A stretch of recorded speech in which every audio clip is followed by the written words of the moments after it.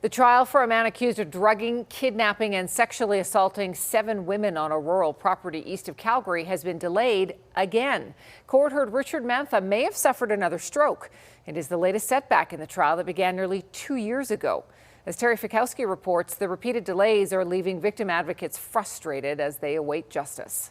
Nearing 2 years since the trial began for accused serial rapist Richard Mantha, another delay in the case.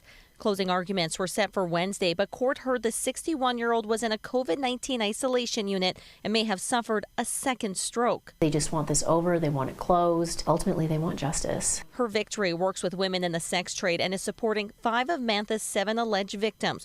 One has since passed away.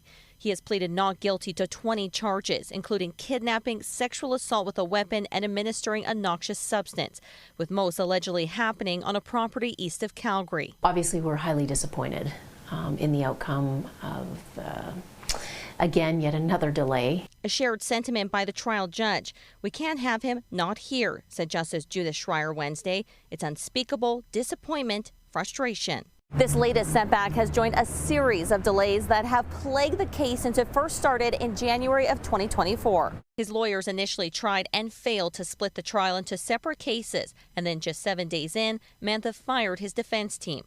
There was a delay when he switched his trial from French to English. Then he suffered a stroke, causing a major delay, and another months later when he fired his lawyers again.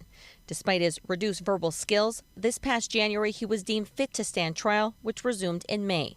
But when it comes to health issues, this expert says a judge's hands are tied. They can't say, well, it doesn't matter, you're not here and you're not even capable of presenting, so we're going to go ahead and decide the case. The court would not do that. That would be an instant appealable kind of situation. Jackie Meyer hopes the case will come to a close soon, but worries the drawn-out process will prevent other victims of sexual assault from coming forward. Hoping that there will be justice that's served at the end of the day, and this can just encourage other victims to come forward in similar situations. Terry Fikowski, CTV News, Calgary. The case will return to court November 14th to set a new date for final arguments.